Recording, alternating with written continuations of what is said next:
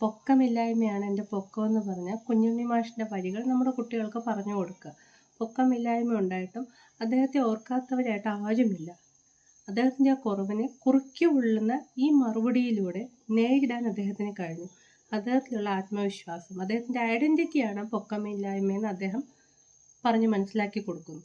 ഇതുപോലെ കുട്ടികൾ, ചിലപ്പം നിറം കുറവുള്ള കുട്ടികൾ, പൊക്കമില്ലാത്ത കുട്ടികൾ, വണ്ണമുള്ള കുട്ടികൾ, വണ്ണം കുറഞ്ഞ കുട്ടികൾ, നമ്മുടെ വീട്ടിൽ നിന്ന് തന്നെ ഒരു ഫൗണ്ടേഷൻ, ഒരു അടിത്തറ.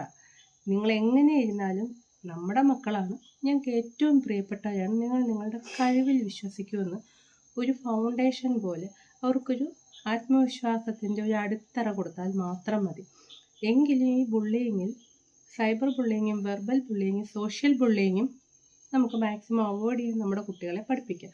പക്ഷെ ഫിസിക്കൽ ബുള്ളിങ് ആണെങ്കിൽ വേണ്ടുന്ന രീതിയിൽ തന്നെ അത് വീണ്ടും ആവർത്തിക്കാതെ ആരോഗ്യപരമായുള്ള രീതിയിൽ അത് വരാതിരിക്കാൻ നമ്മുടെ കുട്ടികളെ നമുക്ക് സഹായിക്കും.